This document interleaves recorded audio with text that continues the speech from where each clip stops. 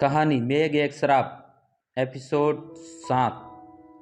सुबह के 8 बज चुके हैं। रुद्र उठकर हवेली के बाहर आता है तो देखता है राम काका और अर्जुन दोनों पास पास बैठकर बातें कर रहे थे। रुद्र के हाथ में पानी का लोटा था। वो पानी अपने मुंह में लेता है और एक दो बार कुल्ला कर कर थूक देता है। कुल्ला करने के बाद वो अर्जुन के पास जाता है और वहाँ पर पहुंचकर बोलता है, और भाई क्या बातें हो रही हैं, जरा मुझे भी तो बताओ। कुछ नहीं रुद्र, बस ऐसे ही। बैठना। रुद्र जैसे ही अर्जुन के पास बैठने जाता है राम काका वहाँ से उठकर चले जाते हैं। अर्जुन को यह देखकर बहुत अजीब लगता है। रुद्र बोलता है, और भाई कैसा लगता है, बता मेरे गांव में आकर। यार तुझे पता नहीं है, तूने ना जाने अनजाने में मेरी बहुत बड़ी मदद कर दी है। कैसी मदद? तुम्हें पता है ना मैं ये किताब लिख रहा हूँ। हाँ वो तो पता है। तो तुम्हें पता है मैं किस बारे में किताब लिख रहा हूँ? रुद्र सोचते हुए कहता, पता नहीं। तो सुन, मैं ना अपने हिंदू शास्त्रों के बारे में लिख रहा हूँ और उसी पर ही एक रिसर्च कर रहा हूँ। मैं ये जानना चाहता हूँ कि ये सब सच है या झूठ। मैं ये जानना चाहता हूँ कि भगवान होते हैं तो भूत क्यों नहीं। मैं इन सब की परिकल्पना करना चाहता हूँ, जैसे बिल्ली का रास्ता काटना, नींबू का उतारा उतारना, मंदिर में भगवान को पीठ नहीं दिखाना, ये सब अंधविश्वास हैं। या इन सब का हमारे जीवन में कुछ महत्व भी है? देख भाई, मुझे तो इन सब के बारे में नहीं पता, पर आई होप कि तुम्हें इन सारे सवालों के जवाब बहुत जल्दी मिल जाए। वैसे रुद्र एक बात बता, ये जो तुम्हारी हवेली है ये तुम्हारे पापा ने बनाई है या तुम्हारे पुरखों की है? ये तो मेरे पुरखों की है। पर ये सब तू क्यों पूछ रहा है? पर मैंने यार नोटिस किया, जब हम लोग आ रहे थे तो बलमा टोला का 4 किलोमीटर के जंगल के बाद सीधी तेरी ये हवेली नजर आई। गांव से इतनी दूर हवेली क्यों है? यदि कोई रात में कोई इमरजेंसी पड़ गई हो तो? यार ये हवेली मुझे मेरे पुरखों से मिली है। ये सब तो उनको सोचना चाहिए था ना, मैं क्यों सोचूं? और अब कुछ किया भी तो नहीं जा सकता, हवेली को तोड़ तो नहीं सकते ना। हाँ वो सब तो ठीक है, पर तुम्हारी ये हवेली के पीछे इतना सारा जंगल और पहाड़ क्यों है? तुझे डर नहीं लगता यहाँ रहने में? डर? और पर किस बात का? और वैसे भी मैं यहाँ कम ही रहता हूँ क्योंकि मेरी बेंगलोर में जॉब लगी हुई है। मैं तो यहाँ छुट्टियों और त्योहारों पर ही आता हूँ। अरे हाँ यार, मैं तो भूल ही गया था, तुम्हारी बेंगलोर में जॉब लगी हुई है। बता ना कैसी है? अर्जुन और रुद्र बातें कर ही रहे थे कि तभी वहाँ पर समीर और पीयूष आ जाते हैं। समीर के हाथों में वर्ष था जिससे वो मंजन कर रहा था और पीयूष रूठा हुआ था। पीयूष का रूठा हुआ चेहरा देखकर रुद्र हंसते हुए बोला, क्या हुआ मोटे, तेरा चेहरा क्यों उतरा हुआ है?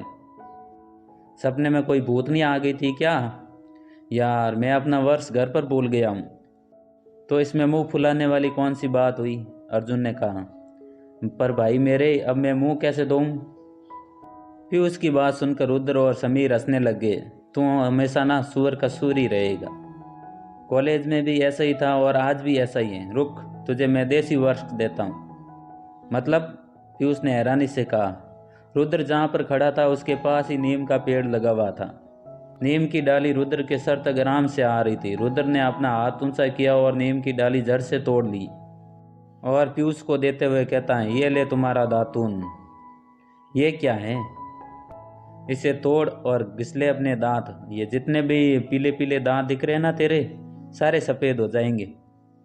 रुद्र ने पीयूष के दांत की तरफ उंगली करते हुए कहा, तुम्हें पता नहीं है पर पुराने जमाने में जब वर्ष नहीं हुआ करते थे तो सारे लोग इसी से मंजन किया करते थे। अर्जुन ने कहा। रुद्र ने जो पीयूष को नीम की डाली तोड़ के दी थी, पीयूष उसे घूरने लगता है। क्या हुआ मोटे, घूर क्यों रहा है इसे? समीर ने कहा। पर यार मैं ये सोच रहा हूँ कि इस नीम की डाली का तो प्रयोग मैं कर लूँगा, पर इस नीम के पत्तों का क्या करूँगा? इसको तुम्हें यूज़ नहीं करना है, इसको तो तन्वी को यूज़ करना है। उसके अंदर ना बहुत जहर भरा पड़ा है। थोड़े से पत्ते खा लेगी ना तो जहर कम हो जाएगा, रुद्र ने हंसते हुए कहा। रुद्र ने जैसे ही ये बात कही, तन्वी और अनन्या दोनों वहाँ पर आ जाते हैं और रुद्र की बात सुन लेते हैं। तन्वी गुस्से से कहती है, क्या बोला तुमने?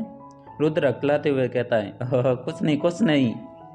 नहीं कुछ तो बोला है तुमने। हाँ वो मैं कह रहा था कि हम सबको ना नीम के पत्ते रोज़ खाने चाहिए। नीम के पत्ते भले ही कड़वे हो पर हमारा खून तो साफ करते हैं ना। हाँ, अच्छे से सुना मैंने तुमने क्या कहा। नीम के पत्ते मुझे नहीं तुम्हें खाने चाहिए, कड़वी तो तुम्हारी जुबान है। क्या कहा? मेरी जुबान? हाँ, तुम्हारी जुबान कड़वी है, कड़वी थी, कड़वी रहेगी। हाँ, तुम्हारी जुबान से जैसे चाशनी बहती है ना मीठे लफ्ज़ों की। कड़वे लोगों के लिए मेरे मुंह से कड़वी बातें ही निकलेगी। तुम्हारे किस्मत इतने अच्छे नहीं है कि तुम्हारे लिए मेरे मुंह से मीठे शब्द निकले। रुद्र ने मुंह बनाते हुए कहा, देखो तो कर्म की बातें कौन कर रही है। तन्वी, मिलिए इनसे, कर्मा की देवी से। उनकी सिक्योरिटी है ये। इसके पास सब लेखा जोखा है, किसने कितने पाप किए और किसने कितने पुण्य हैं। हाँ, सही कहा तुमने, और उसके हिसाब से तुम्हारे पापों का घड़ा भर चुका है रुद्र।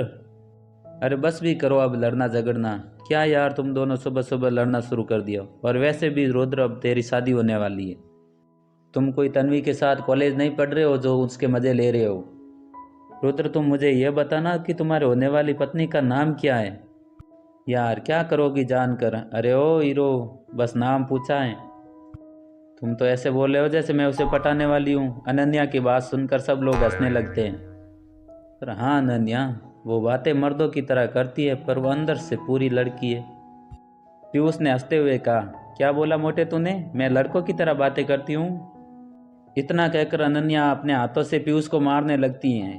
गोरी, गोरी नाम है उसका। रुद्र ने कहा, सही है, गांव की गोरी। क्या बात है, शहरी बाबू को मिल गई गांव की गोरी। और वैसे भी गांव की लड़कियों को यही लगता है कि उसके लिए शहरी बाबू आएगा और डोली में बिठाकर उसे ले जाएगा। पीयूष ने खिलखिलाते हुए कहा, जरा फोटो तो दिखाना तेरे गांव की गोरी की। समीर ने रुद्र के मजे लेते हुए कहा। यार मैंने अभी तक उसे खुद नहीं देखा। क्या? सब चौंकते हुए कहा। हमारे यहाँ पर दूल्हा दुल्हन अपनी शक्ल नहीं देखते शादी से पहले, और यहाँ तक कि फोटो भी नहीं देखते। मतलब जिस लड़की के साथ तू पूरी ज़िंदगी गुजारना चाहता है, तुझे ये भी पता नहीं है कि वो लड़की कौन है और दिखने में कैसी है। अनन्या ने कहा, हाँ, उसे माँ ने ही देखा है, और जब मैं बेंगलोर से आया तो माँ ने बताया कि उन्होंने एक लड़की को पसंद किया है। और तुम लोगों को तो पता ही है, मैं माँ की बात को नहीं टालता, और मुझे मेरी माँ पर पूरा भरोसा है। वो मेरे लिए कभी गलत नहीं सोच सकती। आखिर माँ जो है मेरी। हाँ सही है, माँ के लाडले। पीयूष ने कहा, चल ये सब तो छोड़ और ये बता कि बारात कहाँ जाने वाली है। मैं तो पहले ही कह देता हूँ, डीजे ज़रूर होना चाहिए, आखिर मेरे यार की शादी है। डीजे ज़रूर होना चाहिए, मैं पहले ही बोल देता हूँ। यार तेरा ये सपना कभी पूरा नहीं होने वाला। क्यों? यार वो मेरी बारात कहीं नहीं जाएगी। क्या? अनन्या ने कहा। हमारे यहाँ पर रस्म है जिसमें ब्याह दूल्हे के घर में ही होता है और बारात कहीं नहीं जाती है। यार ये कैसी रस्म है? समीर ने कहा, मैं बताता हूँ। अर्जुन ने सबका ध्यान अपनी ओर करते हुए कहा, ध्यान से सुनो। हमारे हिंदू धर्म के अनुसार ब्रह्मा जी के पुत्र मनु ने मनुष्यवर्ती की रचना की है। ऐसा माना जाता है कि मनु का हर एक वचन स्वयं ब्रह्मा जी के वचन के बराबर है। मनु ने विवाह का 8 प्रकार का उल्लेख किया है, जिसमें पहला विवाह है वर्मा विवाह। इसमें दोनों परिवार के सभी लोग मिलकर वर वधू को चुनते हैं और इसे आज के ज़माने में अरेंज मैरिज कहते हैं। और दूसरा विवाह है तय विवाह। इस विवाह के अंतर्गत कन्या के पिता यज्ञ का आयोजन कराता है, और जो लड़का पूरी रीति रिवाज के साथ संपादन करता है तो उसे दान के स्वरूप अपनी पुत्री और गहने आभूषण दिए जाते हैं, जिसे हम दहेज लेना कहते हैं। तीसरा है आर्ष विवाह। इस विवाह में कन्या के पिता युवक से जोड़ी गाय या बैल की मांग करता है, पर आज के समय में इसमें युवक से लड़की की जगह धन की मांग की जाती है। और चौथा है प्रजापति विवाह। इस विवाह में लड़की को दूल्हा पसंद हो या ना पसंद हो, उसकी सहमति के बिना ही लड़की की शादी करवा दी जाती है। इतना बोलकर अर्जुन चुप हो जाता है। क्या हुआ अर्जुन, तुम चुप क्यों हो गए? बाकी के 4 विवाह कौन से बताओ ना, तन्वी ने कहा। पर अर्जुन तन्वी की बात का कोई जवाब नहीं देता। बता ना अर्जुन, समीर ने कहा।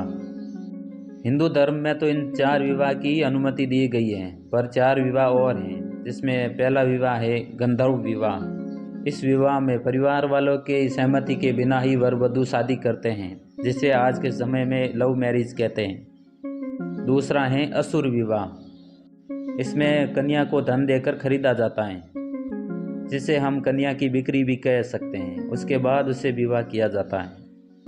और तीसरा है राक्षस विवाह। इस विवाह में कन्या के परिजनों को मारकर डरा धमका कर विवाह किया जाता है। इसे राक्षस विवाह कहते हैं। अगला और अंतिम विवाह है अर्जुन बताते बताते फिर रुक जाता है। सभी अर्जुन की बातें ध्यान से सुन रहे थे। बताना यार, रुक क्यों गया? रुद्र ने कहा, मैं जो बताने जा रहा हूँ वो कोई विवाह आम विवाह नहीं है, बल्कि इन सब विवाह में से सबसे बुरा विवाह वो है, और वो है पैशाच विवाह।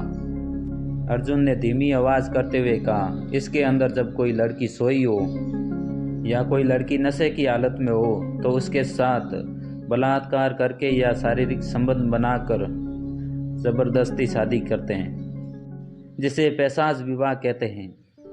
तुझे ये सब कैसे पता है? अनन्या ने हैरानी से कहा। हाँ यार, तुझे इन सब विवाह के बारे में कैसे पता चला? समीर ने कहा। बताओ ना अर्जुन, तन्वी ने कहा। अब आगे की कहानी अगले भाग में। यदि आप हमारे चैनल पर नए हैं तो हमारे चैनल को सब्सक्राइब ज़रूर करें, ताकि ऐसी कहानियाँ आपके पास सबसे पहले पहुँचे।